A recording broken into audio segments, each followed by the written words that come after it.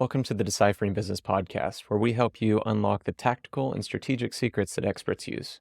We'll be uncovering secrets in economics, technology, and business operations to help you get the edge on your competitors. So go ahead and hit that subscribe bell, and I'll see you on the other side. In today's episode, I talked to Paul Barron. Paul Barron is CEO of the Wall Printer. He's actually identified multiple products overseas and brought them into the North American market. And so I found that really interesting, how he picks products and how he messages the products and how he selects a product to bring over here. Let's hop on over to that interview. I've got Paul Barron here, CEO of Wall Printer, and he's been a lifelong entrepreneur, done a lot of different things. And so really excited to get to talk to him. Paul, thanks for coming.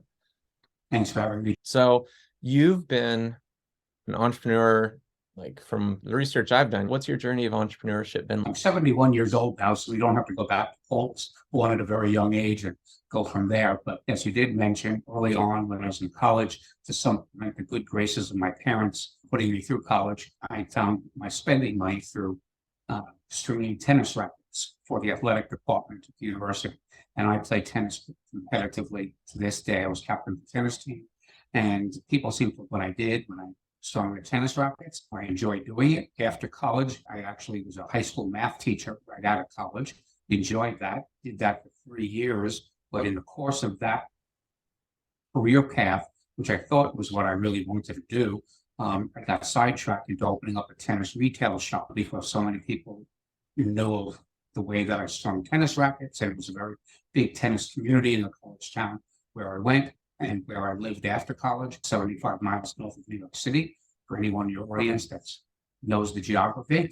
And one tennis shop became 3. I really enjoyed it to the extent that it was taking my time away from the teaching responsibilities that I had. I have a partner who ran the shops. It was a very good relationship, my first partnership, which really was the beginning of many other businesses that I founded, supported, whether some as a hired gun, some as a partner, some as a sole owner. But I did enjoy partnerships that found themselves rooted in a good match of not only mutual talents that could complement one another, but could also satisfy, of course, the goals of a specific business. But ultimately, I learned from that moment on, early on in my career when I was in my early 20s, the value of not only complete partnerships, but also finding the role that you do best, wearing the hats you enjoy wearing, and hopefully the ones you enjoy wearing are the ones you actually do well. And then also understanding which ones you don't do well that are necessary for the growth of a business. Some of these you may have to take those tasks and roles on. Some you should try to find people more capable and qualified than you. People drag along the path are always asking me what makes a good leader. And I'm not going to profess to say I really know fully the answer to this day, having had some 20-something different businesses. But at the same time, my answer is fairly consistent in that a good leader is somebody who's smart enough to hire the best people to do the jobs that are necessary, but wise enough to back off and let them do it. Many people fancy themselves as experts in fields that they're not, just because either they have an idea about themselves. Classic examples are doctors who think that they can be in the restaurant business, lawyers who think that they can be in some other type of business. You may be very skilled in one profession and really enjoy the idea of having another business, profession, hobby, whatever, that doesn't necessarily qualify you as an expert. And I'm a realist. And so that's why I've enjoyed good partnerships. I usually find people who can complement me, as I mentioned, in the areas that I don't when I find something that's interesting to me. Yeah, that's doctors usually think that they're pretty universally good at everything. If they were just sticking to their lanes, they'd be a lot healthier people out there. Yeah. Yeah, that's true. So in your entrepreneurial journey, there's so much in the business landscape that's constantly changing, but there's also so much that stays the same, like certain principles that stay the same between the tennis shop, restaurant, software development, and now the Wall Printer. What about business have you noticed? What are like 2 or 3 things that you've noticed that have changed the most in business? It's a great question. In my age category, I've lived through quite a few generations, and I've gone through an evolution of the whole sales and marketing cycle, which are the worlds I travel in. I learned early on, building relationships, finding high value customer targets for the products or services I was representing. That's what I really enjoyed. And so most of the roles I took were rooted in the sales and marketing arena, as opposed to financial or legal or administrative. I really enjoy the customer relationships, either identifying them, building them, helping companies grow through revenue from those sales types of relationships. But to directly answer your question, I actually teach a class at the local university. I sit on the advisory board of the Cameron School of Business, which is here at the University of North Carolina in Wilmington, where I live. And one of the classes they asked me to teach, I developed an hour lecture on the new rules of selling, I call it. How sales and marketing has evolved over the years. Where a quick example, buying a car. You used to go to buy a car, you see what's on the road, you go to the different dealerships, you do a test drive, then you start haggling with the pricing, the options you wanted, and then maybe the car will be available, maybe it wouldn't be, or it have to be ordered if you want the exact color combination you want. All of these things are a process of hands-on investigation and discovery. Today, everything's done online, whereas in the sales cycle, which used to be a salesman trying to sell you something and trying in a face-to-face type environment, or maybe telemarketing or something else.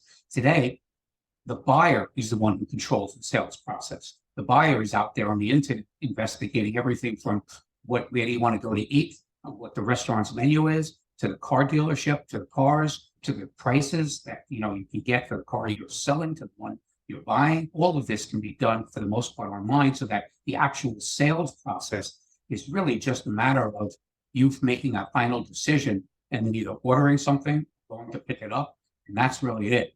Maybe you take a test drive with the car example, but ultimately you know what movie you're going to go see. If you want to go to the movies, you know what restaurant you're going to go see. Whether you buy on Amazon and you go to a store, a retail store to purchase something, Nordstrom or whatever your fancy might be, usually you've done all the homework first and what you want. It's a product, clothing, whatever. And then it's only really the sale that you're going to initiate. But all of that whole process of investigation and discovery has been accomplished primarily through the internet, maybe some word of mouth, maybe some referrals. Maybe if you really do your due diligence, you watch some reviews or something for people or speak to other people. But it's really gone totally on its head on the sales and marketing full paradigm. And I've enjoyed that. You have to accept it, that's for sure. And then either you really enjoy it or you don't. I chose to enjoy the things I can't change. And certainly I do enjoy face-to-face relationships with people. I like going back to the same restaurant if it's a good restaurant, or the same retail store or shop. But at the same time, that whole process in order before making that final purchase decision is all done completely different than it ever was before. So you have to adapt to that. It used to be people with telemarketing, you talk to somebody. Now that's all done with comments and reviews online. Somebody goes to Facebook or Instagram and they engage in chat. Right now, as we're having this conversation, Drake, I've got another monitor next to me that shows my company's website and all the people that are traveling on it. And I see that there are people from the United States, from Switzerland, Canada. And if I want to just click on one of them, I can start engaging them in chat. Hi, why are you here? I send you information. And you can begin a relationship like that from wherever people are, whether they're mobile or sitting here in my office or home. And so that's totally different. And you have to adapt to that, have different kinds of communication skills. Some people, and that could be good or bad as well. You still need to be able to communicate, whereas it might have been verbal 20 years ago. And now the writing skills are very important. But then again, you can enjoy the fact that I happen to sell products throughout the entire Western Hemisphere to people from Canada, which includes French Canadians, to South America, Spanish, Portuguese, and Brazil. You have to be able to speak in other languages or use Google Translate as you're having conversations with people. Again, the whole word conversation is no longer necessarily what you and I are having today. Still has its value and its pleasure to me. I do Zoom calls all day long with potential customers who want to investigate what we're doing here at the wall printer and what these products are and the business opportunity is. But at the same time, many of those conversations are done through email communications or online chat. So that's how everything has changed over the years. And for those that embrace it and for those that can leverage it and use it to identify their customers. I founded this company in 2019, late in 2019. We received our first shipment of machines out of a factory in January of 2020. If you talk to my wife, she'll tell you I wasn't the smartest kid on the block when I decided to go and heavily invest in a product that nobody's ever seen or heard about before. Vertical printing machine, digital art on walls and indoors, outdoors, or something like this, even though I found it just a fascinating product when I discovered the technology, which had been around for about 14 years when I discovered it. But it confined itself to Southeast Asia and the Middle East, a little bit in Europe, but I brought it here to the United States. And then January 2020, COVID occurred and the world stopped. And here I am, with literally hundreds of thousands of dollars of a piece of equipment that nobody's ever seen or heard about before. They can't travel to see it. The people who are going to use this are using this machine to go into people's homes or businesses or schools or restaurants or event spaces to paint art on walls. None of that was happening. Yeah. So not only did people not know about it, but even if they did know about it, they didn't want it. But I was absolutely all in on this technology and loved it. And so while everybody was laying people off and working remotely, I took advantage of that and I built up a team to understand this equipment. And we started using social media because people were home surfing the net and trying to figure out, hey, do I really enjoy doing what I'm doing today? Or maybe I want to be in business for myself or do something totally different. That's what came out of the whole COVID experience. And people who were homeschooling and everything else going on with online college and schools and just the workforce that was working remotely. So that actually fell nicely into our making people aware of what this was, so that fast forward 10 months into 2020, when people started traveling a little bit again and were willing to come and see what this was like, I didn't make one sale until August of 2020. Now, 2.5 years later, I've got 120 customers throughout Canada, the United States, and South America, and Mexico. And we're enjoying about 1 to 2 new businesses that people were putting into business, or businesses that add this on to their existing business, like painters and contractors and artists, graphics artists, graphics designers. These are sweet spot customers. So it worked out. Could have gone completely the other direction. Fortunately, it did. But you have to adapt. Again, that's my long-winded usual way to answer your question about the upside downness of sales marketing and how it's evolved over the years. I was able to take advantage of social media and make people aware of this stuff. Yeah, it's very interesting because you mentioned you're having a sales interaction. It seems like a lot of times, if it is like an in-person sales or even maybe a web sale, but let's say it's a conversation sale, you're dealing with a much more informed buyer. Whereas before, let's say you were selling cars in the 60s, you were explaining the actual features of the car. But now most people know the features that they are. The main thing is, how can you facilitate the implementation and help them understand whether the features actually accomplish what they want to, and point them in the right direction to where you're guiding more as partners rather than as just, this is the first time you've ever heard about it. Do you think that's accurate? I think it's very accurate. And also the whole topsy-turvy experience that experienced over the years in buying, purchasing, making these types of decisions. And I miss the relationships that happened first before the sale. Now, the relationships really happen either at the point of sale or after the sale in the service end of things. That's why reviews are so important. Reputation management is so important, because once a sale is done, now your customers will make or break you because of the way that their comments and their reaction to your service or product quality and reliability, and how well it meets their original expectations. And now that's out there for the world to hear and see and write about.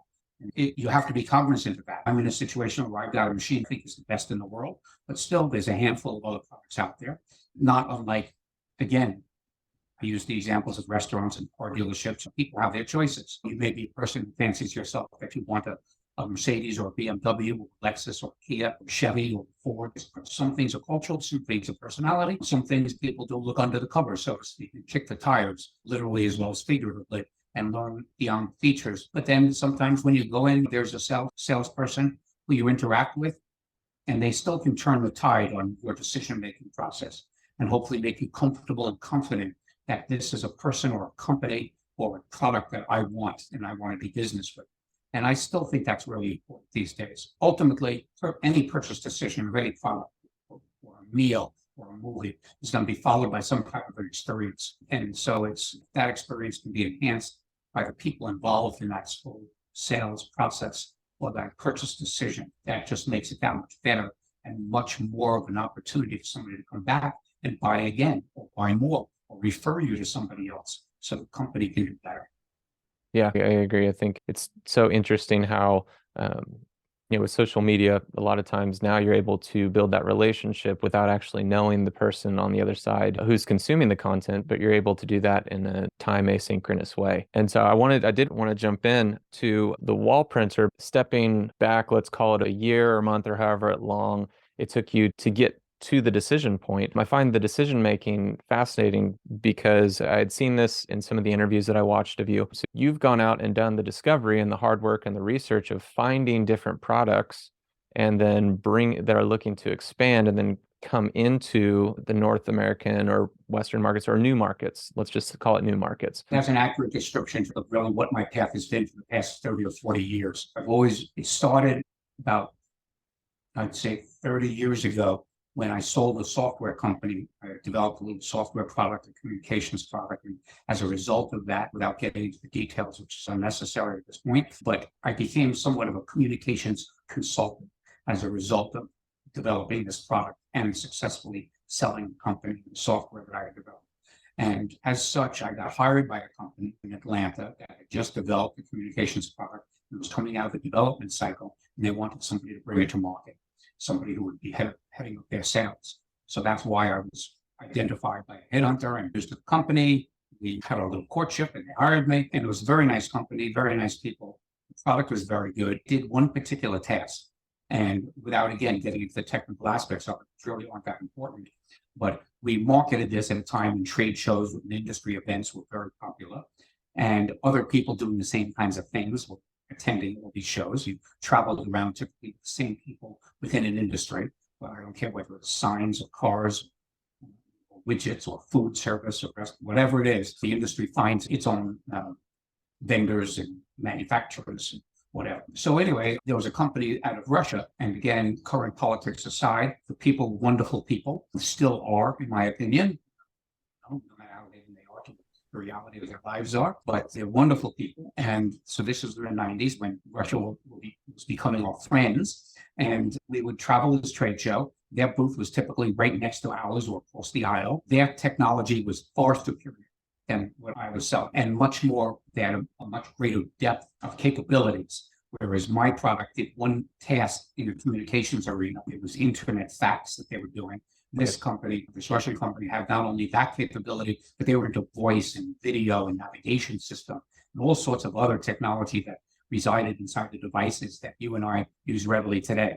Video that we're looking at today, audio that we're listening to, every music clip you hear from an MP3 device, whether it be an iPod, which I don't think exists anymore, but the music you hear on an iPhone or anything else, that MP3 technology, or, as I said, the video we're listening to now, or why they, on all the crime shows, how they track you down because of their GPS technology inside your mobile phone. All of that was being developed at the time in the 90s, in the early 2000s. And this Russian company had it all. And so we would go out, we would be frenemies, as I like to say, at the end of the show. And boy, those guys could drink their vodka. But we go out for a cocktail after the show ended, and we'd be sitting there and they go, "Hey, Paul, congratulations, we just heard you landed that account with Motorola." And they would say to me, "Can't understand. We all know that our solution is much better. And how did you close that deal and we could not?" And I said, very matter-of-factly, no disrespect intended, I said, the fact of the matter is you're Russian and I'm not. And what I meant by that was the people feel cultural differences. And it doesn't mean that you're less reliable, less responsible, or your product is less worthy. It just means that people, what they like, they want to feel comfortable. They want to know that they can communicate on a certain level with people. And I was able to articulate the value of the technology of the company I represented better than they were able to communicate it to the American audience. So fast forward after a year, they made me an offer I couldn't refuse, as the movie goes. And I went to work for them. And that's a relationship that lasted 12 years. It was a beautiful relationship. I did it because I was passionate about the breadth of technologies they offered. The company I represented did not. And so I was really anxious to be able to show what I could do by articulating their value proposition to the American audience when the technology was so far superior than anything I had seen before. And so that's a relationship. We still trade birthday and Christmas cards every year, notwithstanding, as I said, local politics and all that. But the relationship went to about the year 2000, and I had done as much as I could do for them at that point. And actually, I was starting to bring some of their divisions that they were being acquired by other American companies. And so with that said, now I had developed reputation, somebody who could take a foreign product and introduce it to the US audience. Yeah. So I went out and there was an Australian baby bottle manufacturer. Then there was a self-service dog wash that was manufactured in Australia. Found $10 for 10 minutes with a credit card and wash and dry your dog. And then there was a Chinese headband headphone and a media board from internet communications from Israel.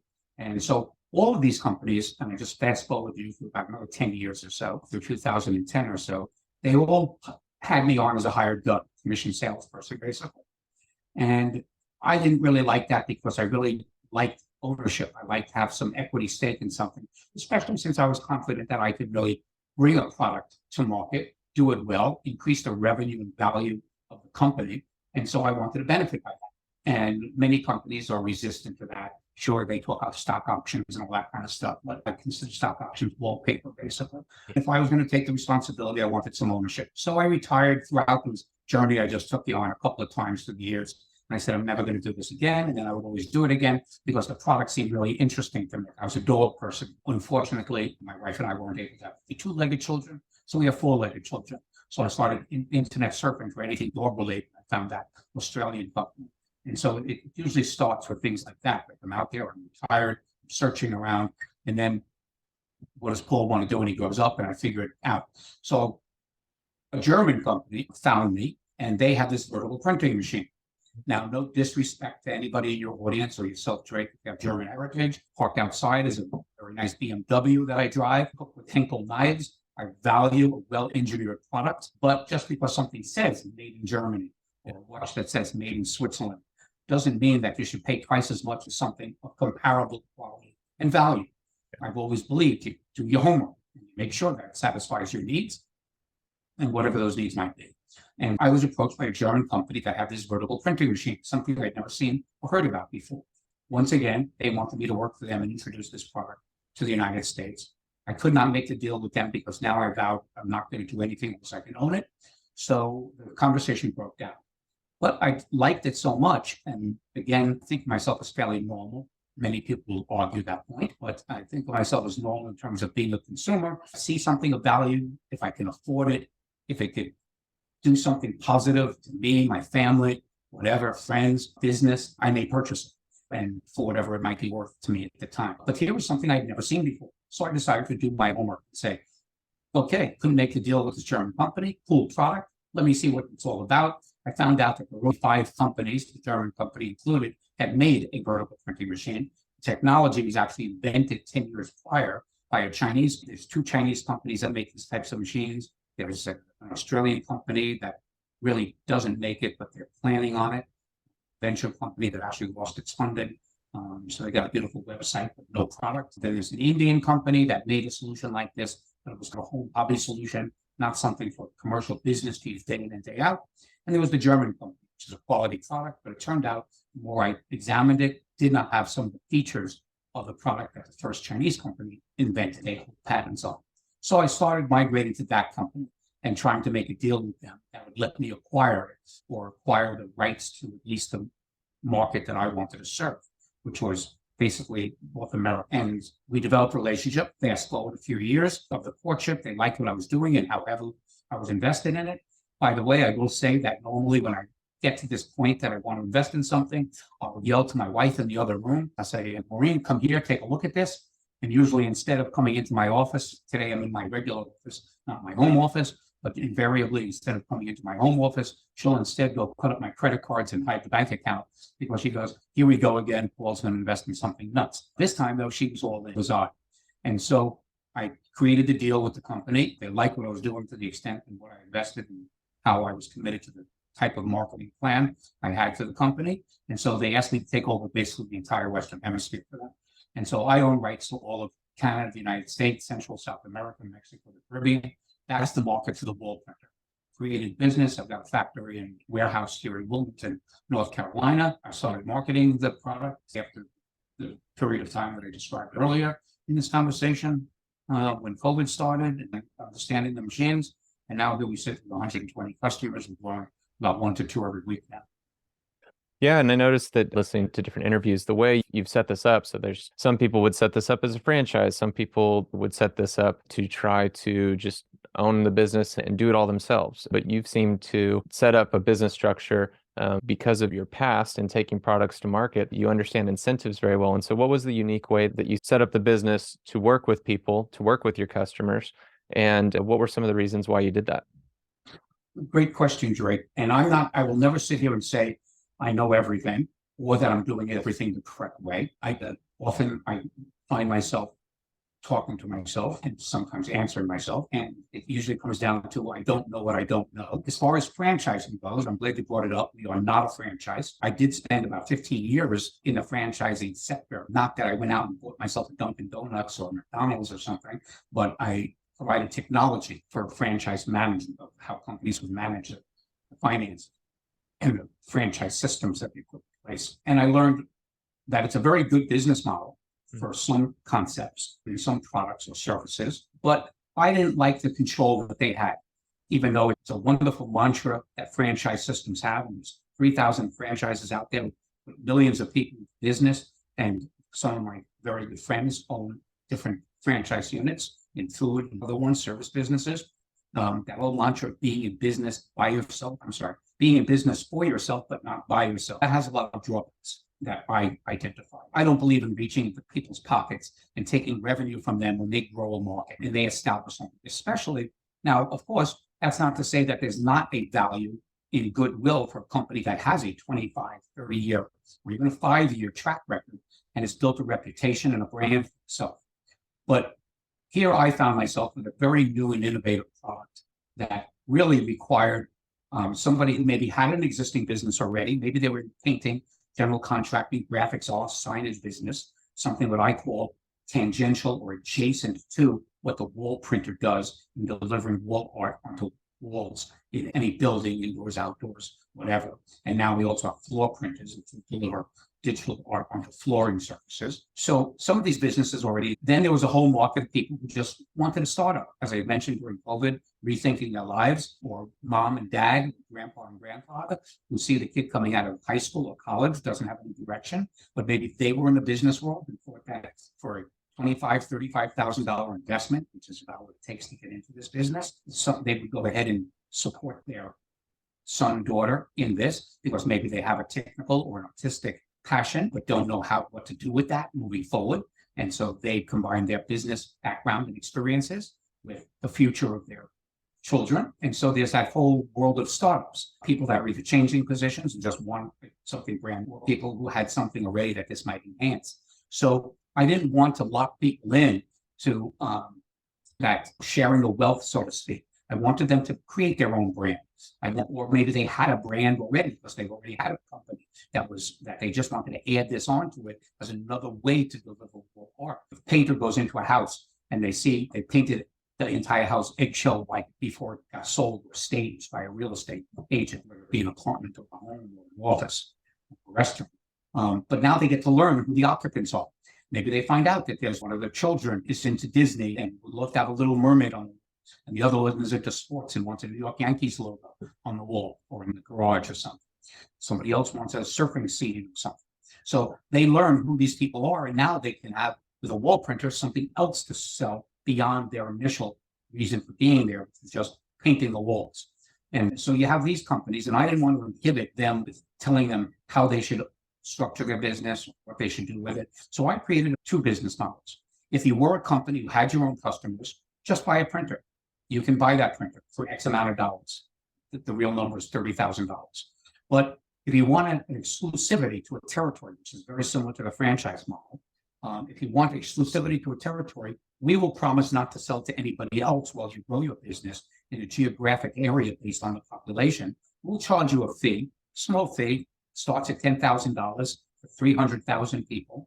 And we sold territories from 300,000 to 8 million, Baltimore, Washington, the whole state of Nevada, whatever somebody wants to bite off. We don't want people to bite off more than they can chew, as the expression goes. Start with something you're comfortable with. Put your state, your flag in the sand, so to speak, and we will let you grow your company without any interference from us or anybody else with a wall printing machine. You will be out and you'll get a discount.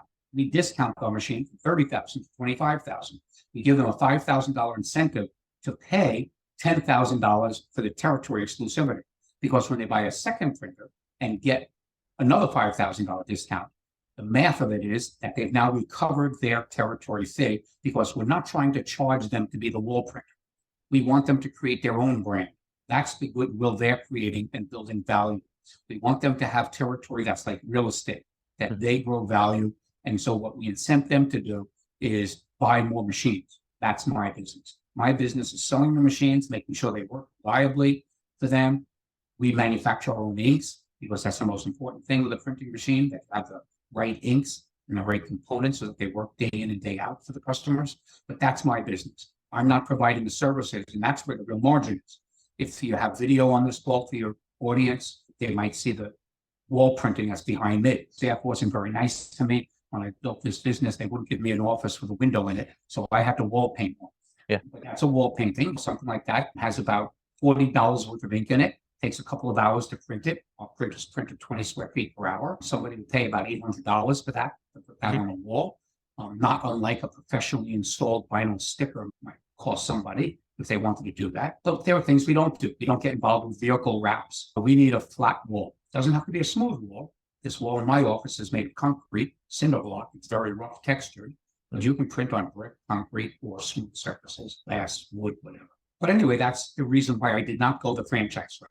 Sorry, I got a little sidetracked there. But I wanted people to build their own equity, build something for their family, for their future, and get the benefit of that by building something that would have value that they could then even carve up if they wanted to. We don't restrict people within their territory. If they find there's a couple of zip codes that they don't want to service, or they want to partner with who has an in for all the schools in that. You were talking about the reasons why you didn't go with franchising, and the really good spot that you didn't want to have control over people having, you don't want to dictate to people how they ran their business. Yeah, so I was explaining the financial method to my madness in the models we're presenting to our customers. Yeah. That if they want to buy just the machines, that's fine. If they want and provide the services for their own audience of customers that they already have established. A typical example of that, for instance, there's a big flooring company that has factories nationwide that bought our floor printing machines. And they're providing flooring services, and they have their customers that they service, and they're not going to buy the geography of the entire country based on a population model that we have. And so they buy just the machines because they're confident that their customers buying their flooring are going to use their services to put artwork on this floor. And so they don't need to purchase that. And the same thing goes with any customer that already has an established business. The territory exclusivity model really goes for the people who are really starting something that want to be the first ones on the block to do it. I always say to people when I have these Zoom calls who are interested in being a wall printer, the good news is, if you want to do this in Oklahoma City, you're going to be the first one in Oklahoma City to be doing this. The bad news is, you're going to be the first one in Oklahoma City to be doing this. And so it's up to you to market it, to let people know what it is. When I'm out there with my marketing team, we're introducing people to the business opportunity of owning a wall printing business. We are not looking for the people who own restaurants and homes and event spaces and doctors' offices and schools and everything that could use artwork on walls. That's up to our local customers. I don't think that it's, now, of course, we're not teaching them how to use Facebook. We're not teaching them or forcing them, which is more appropriate to the franchise model. We're not forcing them to use our vendors or our sources or create a website. They can do all of this on their own.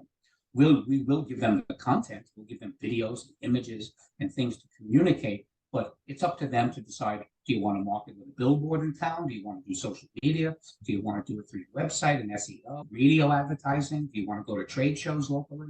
It's all up to them. Yeah, I think it'll definitely hit a chord with the continually renewing desire to be an entrepreneur and control your own destiny and control your own implementation, as we've seen with workforces and the attitudes towards work and towards jobs change quite a bit. So, yeah, and I'm not totally ignorant of the fact, Drake, that at some point when we get to, and I might even be there already, but I just don't care because I'm enjoying the growth and enjoying the new businesses we're putting in place. But I very well might be, if not at the point already, certainly when I get to be about 250 to 350 or more business owners who will be also obligated to purchase more printers over time as their businesses to continue to own their territories and to populate them with nice artwork, all these buildings within their geographic location. As I grow and they grow their businesses, the wall printer, my business, will become very attractive to maybe one of those franchise systems that already has thousands of locations that this could bolt onto, like some signage company or some painting company that already has. And so I'm definitely not opposed to the franchise model. It may very well benefit me down the road when I'm looking to exit. That time's not yet. Yeah.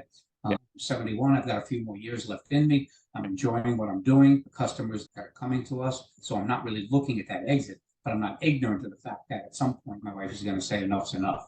And so, And you're going to say, I'll be bored. What'll I do? and then I'll find something that trains fish or something. Yeah, exactly. Looking at, look at one, do they have one in Oklahoma City? We don't. We are talking to somebody in Tulsa. I think Yeah. that's about the only place in Oklahoma that we've actually had conversation. But again, I'll take the method to my madness in terms of this model. Yeah. I said 300,000 people is what I wanted a territory to be. That was actually based on the fact that in my research, when I first took over this business, there were already about 500 customers in territories of about 100,000 that were growing their markets to use 2 and 3 wall printing machines to properly service that market. And so I said, here I am in the United States, very affluent. There's 300 million people. God willing, when COVID settles down and whatever the next plague is that comes upon us, let's say we still have 300 million people. So I said, I'm not greedy. I said, I want to put 1,000 people into business. So that meant 1,000 into 300 million is 300,000. That's the sophisticated way I came up with 300,000 is a territory. And because I know for sure that can grow to 3 printers over a period of 3 years or so, somebody growing this business properly. So that's how we came up with our 300,000 as our entry point. And 1,000 territories, today we're at 120. So we're definitely at the beginning of it, not the end of the run. And that's only the United States. There's still Mexico, there's still Canada, there's still South America. Looking for that customer in Hawaii we don't have yet. And I'm looking for the one in Barbados so I can go there. But other than that, it's a big world out there and everybody wants all our phone worlds. Yeah. Yeah, it's true. And going through that, I think, and you mentioned it while you were in the middle of the story, but I wanted to ask you specifically, having bull products to the market, when you're in the process of selecting that, what are the things that you look for in a product that help you evaluate whether or not it would be a good fit, whether or not is it total addressable market? When you're making that evaluation, and you've done it, like you've said before, in multiple industries, how do you evaluate that when you're weighing that? It's a great question, and I could answer it in 2 ways. Number one, whether you're going into business or you're developing a product or you want to launch a product like I've done, or you want to create something, or you just want to get a job for a company in the sales and marketing area, the first thing I look for, is it a solution to a problem? Or are you creating a solution and finding a problem that it might fit? If there's a real problem that's out there, if there's a market that's out there, that's my first criteria. And then if I see a product that solves that problem, and then I look for things like, is it innovative? Is it unique? Is it reliable? Is it cost effective for that market and for that problem solution? Then I look further, and then I look, who's doing it? What's the team? What's the product? What's their manufacturing like? What exactly drives them to create a product that I think I could communicate its value to other people who have that problem that was solved. When I did the baby bottle from Austria, it was a baby bottle that was an innovative design. It helped babies wean off the mother more quickly than the traditional baby bottle because it more closely mimicked the woman's breast. It also allowed the father to take over nursing by using that baby bottle, where the child did not think he was leaving the mother so much. And so that was innovative to me. It was something unique. It solved the problem where the mother could get back into the workforce and she could go and work out, take a bath, or just take a rest, and the father would take over somebody else. And so that was a solution to a real problem that mothers and new parents have to get on with their lives after child. The dog wash, I'm a dog person. I always look for things that maybe, God knows how much money we spend on our animals. But for us, I was always looking for things that were interesting and that would enhance the life of us and our dogs. And washing dogs in the house was a real problem. Either the hose in the yard or the bathtub where you have to strip down and the whole place looks like a bomb went off after washing the dog. And we did not have small dogs. So it was a challenge. And so 2 large dogs. And so the place was like a bomb went off afterwards. And so here was a solution that allowed us to go someplace and bring our dogs and and wash and dry them, and with good products, quality shampoos and conditioners, flea tick repellents and things like that, and dryers that let you dry the dog as well. You didn't have to come with a bunch of towels and make a mess in your home. These were solutions to real problems we had. And I think of myself, as I said earlier on in our conversation, as fairly normal. If I see this as a problem, maybe somebody else does too. So that's how I got involved in pretty much every product I've ever represented. I had to see it first and foremost as a solution to a problem that existed, not a problem I was going to create that would say, hey, this would be really good if this was the problem you have. But yes, here's a problem you have, here's the solution. So that's where it starts. And after that, you kick the tires and you see how's the quality, how's the reliability, how's the price point, all of that. Yeah. And going along those lines, and something that you've mentioned a few different times, one with your foray into, I guess it was a little bit of telecom, but you and the Russians were there. And then also you mentioned it for people that are coming into, that are buying the wall printer, that are in a new market, and people that have seen something. How do you think about and evaluate the competitive landscape of something when you're making, you saw a bottle company, maybe there were not other bottle companies like that, but you saw the wall printer and you're like, there's 5 people doing that. How do you weigh that? Do you just go in and go, I can out message them? Or how do you evaluate that landscape? So I'll use the example with the German company, just quality product, and why I like mine better than theirs. So once again, goes back to the solution and the problem. These are printing machines that claim to print on any surfaces. And in fact, the German wall printing machine, German vertical printing machine, and our wall printer, which is my brand name, can print on glass or plastic or tile or wood or anything else. However, our machine, when I started looking more deeply into it and wanted to see what are those differentiating features that lean me towards this one as opposed to that, is that we print with white ink. Their product does not. What that means is, as I learned, because I know nothing about printing machines at the time, other than I had a $100 desktop printer, and here was something to convince people that it's not $100, but it's $30,000. You know why? What's the difference, and what does it do for me? And we can print on with white ink applied behind the image, and what that means, again, I don't want to get into technical aspects of it. It's a feature that's very easily implemented, and what it means is, if you had a dark wall as opposed to a white wall, like this print that I have. And do you have video on this? Yeah, I do. Yeah, it'll always be video. So this wall painting that's behind me, all the white that you see, those windows, the window frame, there is no white ink being used in this. The German printer, my printer, can print this exactly like this. But if this was glass, or if this was a beige wall or a green wall, black wall, our printer would make this window look exactly like what you're seeing it now. The German one would not. All the background, if it was glass, the transparency would bleed through, the black would bleed through, and it would wash out the colors. It would not let the colors pop out like ours does, because we can print white behind all of these white features. So if it was a dark wall or glass wall, it would look exactly like you see it today. Yeah. And then there are some other features also. We have wheels and tracks. And again, I don't want to get into technical aspects, but the general answer to your question is, I looked at the features that would be the solution to the problem. People didn't always have white walls. So I said, gee, what do I do with those people who want to print a restaurant menu on the glass window front? And they want those, and they want to do it in green, and they want the colors to really pop out. You need to have a printer that prints with white ink behind the colors of the menu text. And so this printer would do that. So that made me want to use this printer as opposed to exploring a relationship with anybody else. And that's a patent. And then there are a couple of other features that I found during the course of that. Again, solution to a problem. That makes a lot of sense. And it sounds like also you've had experience, like for instance, with the Russian company, understanding how important messaging to the market and how to address the market with messaging, how important that is. Yeah, it doesn't, sometimes things can come down to just price. Here I am selling what I think is a much more feature-rich product for half the price of the German product, is because they're made in Germany. Again, I'm not disrespecting that, but I just don't value it like some people. And again, God bless the people who want to spend $70,000 for a printer that ours will do for $30,000. But we have replaced those printers in many installations because it could not do some of the things ours does. And then there are $10,000 printers.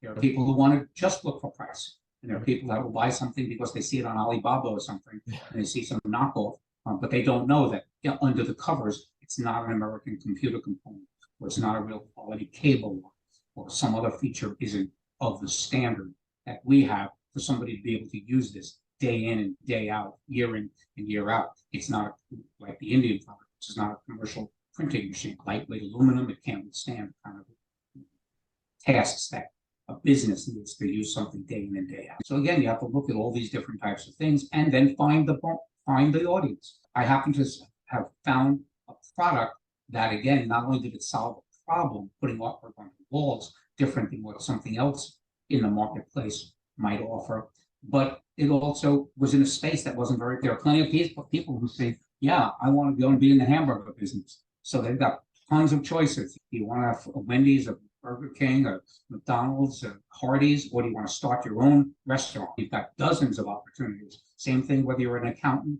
or a plumber or an electrician or pest control. There's lots of choices for those people who want to do that kind of thing.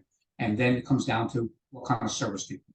How reliable are you and your company, besides the fact that if you're in pest control, do you really get rid of the pests? Do I like having you in my house? There's all sorts of other factors there. But for me, I'm happy with the solution I'm bringing to the problem of putting artwork on walls, with the reliability of the product, and all these factors, they all take a part in why I selected this and why I'm doing it. That makes sense.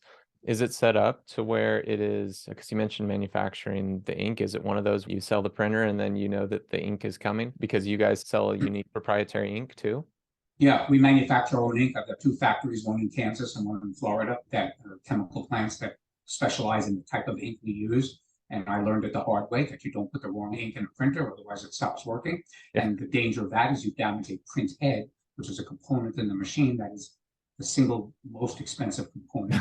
Print heads cost about $1,225 to replace. And like tires and batteries in a car, they're not covered under warranty. If you don't maintain them and use them properly, meaning use the right inks, so that which will let them continue to work day in and day out for years. But if you don't do that, you don't use the right ink, and don't do maintenance as we train people how to use, how to do with our machines, you're in danger of ruining a costly component.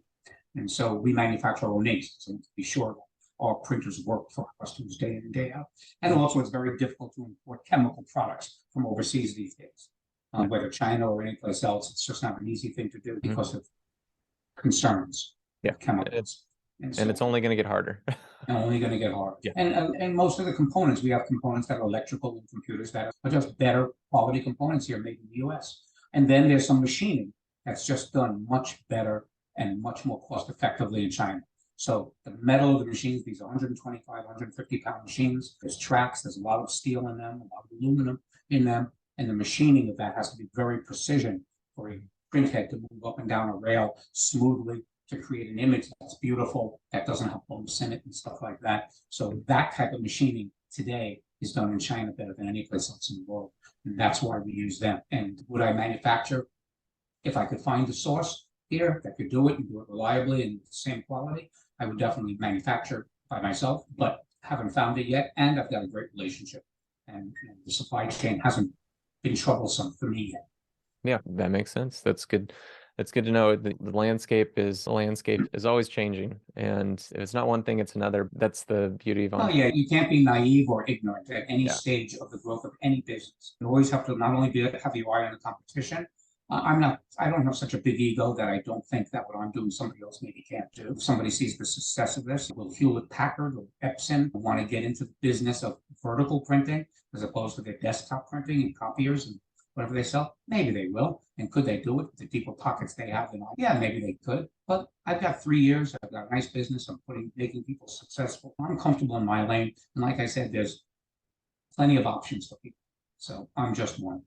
Yeah. And the good thing about entrepreneurs is we always find a way to bounce back. That's true. And necessity is the reason for that. You should be willing to pivot when you have to and find the right course that just gives you the passion to keep going.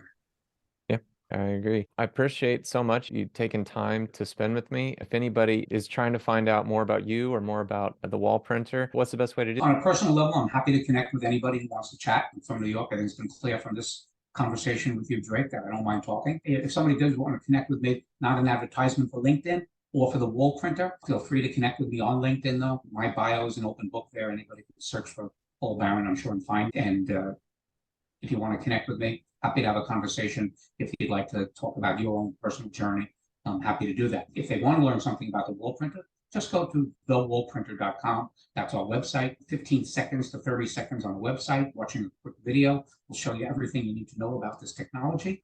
And if you really wanted to pursue it and learn more about it, contact form, like most websites have, gives you a way to get in touch with us. And we're happy to send information and have Zoom calls like this to further discover what it is that makes this interesting, possibly to you.